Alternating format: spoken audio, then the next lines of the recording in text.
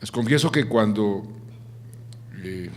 me mencionaron un evento de lanzamiento del índice de reconciliación, yo quedé un poco sorprendido. La agenda del presidente es tal vez de las cosas más difíciles de manejar. Le toca aquí a María Isabel Nieto y a un grupo de gente escoger a dónde voy, a dónde no voy. La demanda por el tiempo del presidente siempre es mucho mayor que la oferta. Y por eso cada evento tiene un análisis, todo un proceso. Y me dijo María Isabel, este evento es de esos que le gustan.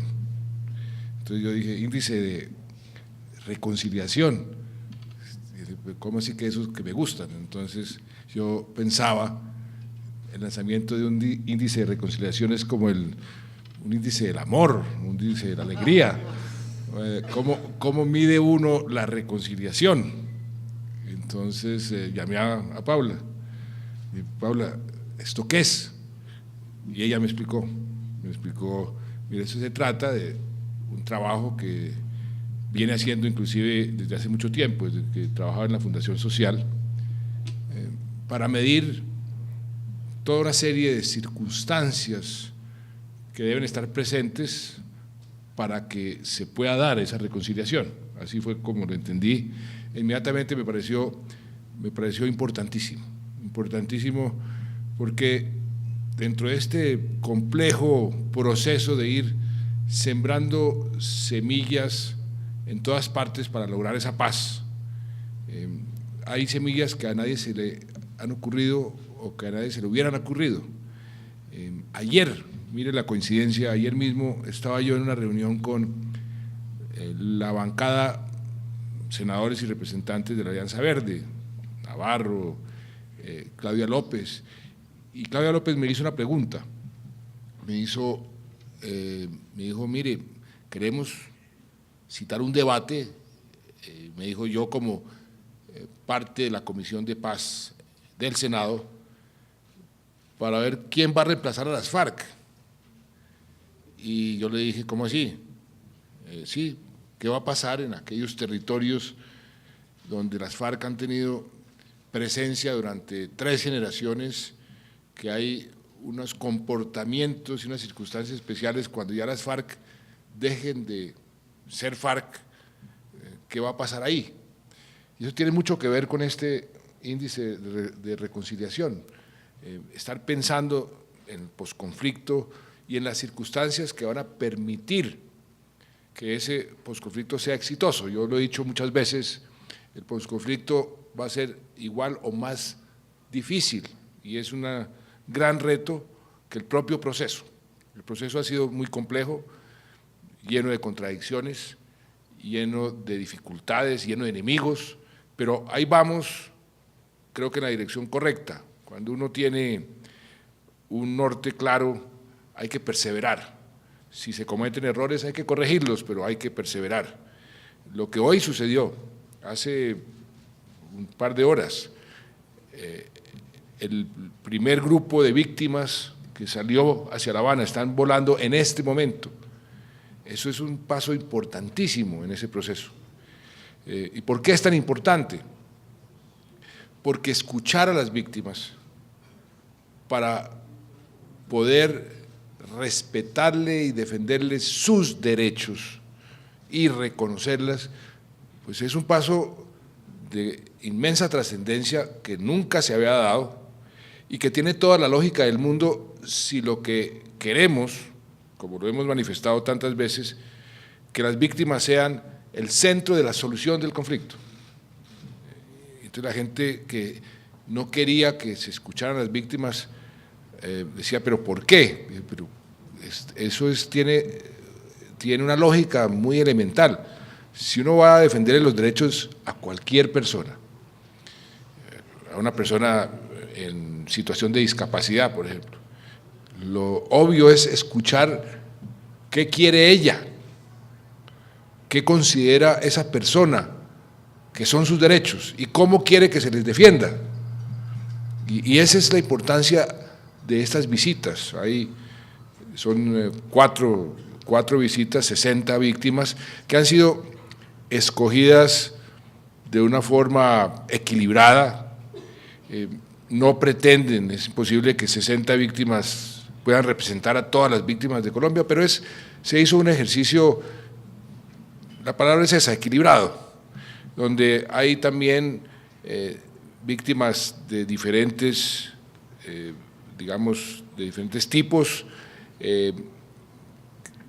víctimas además de los diferentes actores del conflicto. Están, por supuesto, la guerrilla, los paramilitares y el gobierno, los agentes del Estado. Esos han sido los actores del conflicto. Algunos decían, pero ¿por qué van a ir personas que no han sido víctimas de las FARC? ¿Por qué van víctimas de los paramilitares o víctimas de los agentes del Estado? La respuesta es también muy sencilla, porque el conflicto es uno, y lo que queremos, si queremos paz en este país, no podemos comenzar a segmentar, no, solamente estas víctimas, pero estas víctimas no. El conflicto es uno y la solución al conflicto es una, y por eso se deben escuchar a todas las víctimas. Es así de sencillo, pero así de contundente. Si queremos paz, tenemos que escuchar a todas las víctimas. Y qué bueno que vayan allá todas las víctimas o representantes de las diferentes víctimas a decir cómo quieren ellos, cómo se ven ellos en el proceso, cómo pretenden ellos que se les reconozca su condición de víctima y se le defiendan sus derechos. Por eso es tan importante este paso que se dio, que las propias FARC aceptaran que ese paso era necesario. Muy importante lo que hoy comenzó. La semana entrante, el jueves, se instala ya en La Habana el grupo que va a comenzar a hacer una catarsis sobre este conflicto, de acuerdo a las diferentes ópticas. Parte del proceso de paz tiene que ser que las personas que ven el conflicto de diferentes lados, con diferentes prismas, por lo menos tengan la oportunidad de expresar sus puntos de vista. Este conflicto se originó por esto, y este conflicto fue producto de esto, y estas víctimas, eso en cierta forma, como nos dice la Biblia, la verdad nos libera. Cada uno tiene una verdad diferente. Si encontramos o si permitimos que esa verdad salga a relucir, nos libera, nos permite esa reconciliación. Por eso están tan vinculados todos estos pasos que se están dando. Al día siguiente, de hoy en 8 días, se instala una subcomisión que va ya a comenzar a hablar de cese al fuego bilateral, cese de hostilidades, dejación de armas. A esa subcomisión van a asistir muy altos oficiales en servicio activo, expertos ya en ese tipo de temas. O sea, ya estamos hablando de la última fase de este proceso, de la última fase de la agenda, pero tenemos que trabajar muy duro en la fase siguiente, que es el posconflicto. Por eso este índice de reconciliación me parece tan oportuno, y me gustaría además, y le voy a pedir a los citantes de la Comisión de Paz del Senado que la citen, para que usted vaya al Senado y explique este ejercicio. Me parece muy interesante, porque esa pregunta, ¿qué vamos a hacer? ¿Quién va a reemplazar a las FARC? A mí me dejó un poco como fuera de base la pregunta, pero me puse a reflexionar y en el fondo la pregunta tiene una respuesta, es cómo vamos a garantizar el desarrollo, la reconciliación, la convivencia en esas zonas alejadas. Y este índice entra como anillo al dedo, porque lo que hace es como una especie de sisbén, en donde podemos estar tranquilos que la reconciliación va a ser más fácil. Creo que no va a ser fácil en ninguna parte, pero donde hay más circunstancias y donde tenemos que trabajar más para que esa reconciliación se dé. Y hay ejemplos maravillosos como el municipio de San Carlos. Creo que yo he sido el presidente que más ha visitado ese municipio en la historia, porque ahí hay una serie de circunstancias maravillosas donde podemos decir sí se puede. Mire este ejemplo, San Carlos, gracias por ejemplo a iniciativas en la alcaldía de Medellín de tiempo atrás, donde con una lógica impecable, sencilla pero muy importante, decían los desplazados se nos están viniendo a la ciudad de Medellín, nos demandan más servicios públicos, vivienda, empleo, no lo encuentran y se dedican a robar, a atracar. Qué maravilla podría ser financiar en lugar de las viviendas, ahí en Medellín, financiar la vivienda a la gente que quiere retornar a su lugar de origen de donde fue desplazado. Pero para eso se requería una serie de circunstancias en ese lugar de donde fueron desplazados. San Carlos es un ejemplo perfecto. Si hay un municipio que sufrió la violencia, es el municipio de San Carlos, y hoy es el ejemplo de una buena reconciliación, el típico ejemplo del posconflicto exitoso es el municipio de San Carlos. Y así es como quisiéramos que se comportaran todos los municipios, donde requieren más ayuda, donde están en condiciones muy precarias para que esa reconciliación se dé. ¿Y qué se requiere? ¿Qué tipo de presencia del Estado o qué tipo de trabajo? Eso es lo que este índice nos va a dar. Por eso me parece tan importante, y lo que decía el señor encargado de negocios de Estados Unidos, una palabra que hoy está muy de moda, pero qué bueno que se aplique. Esto es innovador, esto es un experimento que debe funcionar y que se vuelve precedente para otros conflictos. Este proceso de paz lo están siguiendo mucha gente porque es un proceso de paz sui generis, dificilísimo, complejísimo, pero que está dictando unas pautas nuevas, entre otras, que somos el primer conflicto que se resuelve, conflicto armado que se resuelve bajo el paraguas del Tratado de Roma, de la Corte Penal Internacional. Y ahí hay muchos interesados en ver cómo se va a resolver el conflicto, porque en cierta forma se está sentando un precedente.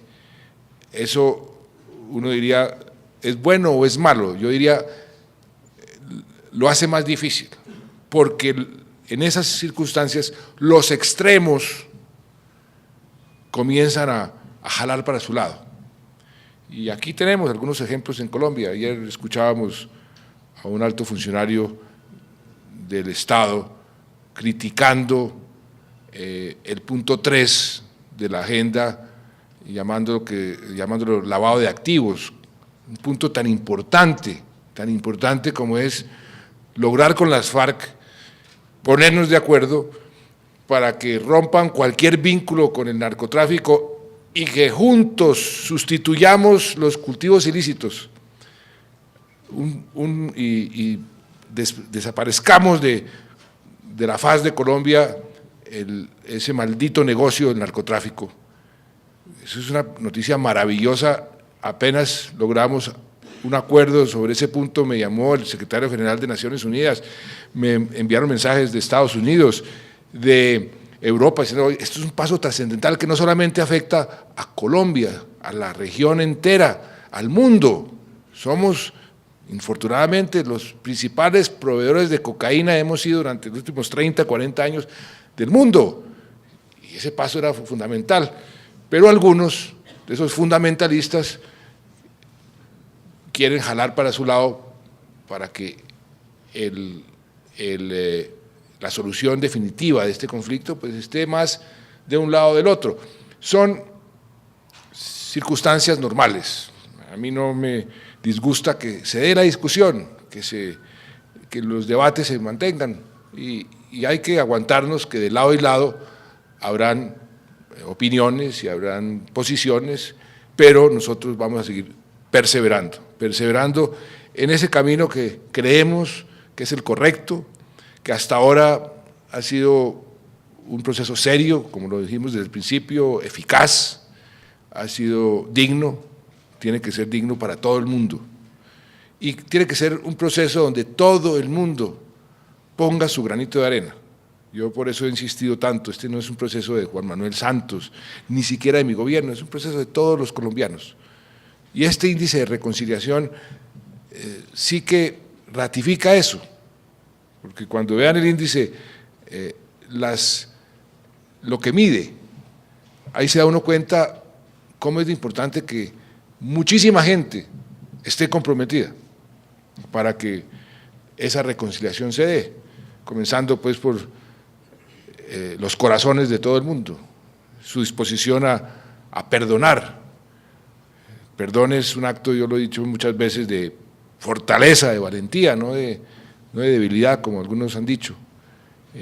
La reconciliación requiere valor, requiere trabajo, requiere cambio de paradigmas. Y si queremos esa paz, pues tenemos que seguir trabajando todos en esa dirección. Por eso los felicito a todos los que han sido artífices de este índice. María Isabel Nieto tenía toda la razón, este es el tipo de eventos que me encanta asistir, porque es lo que me llena de entusiasmo para perseverar en búsqueda de la paz de este país. Muchas gracias.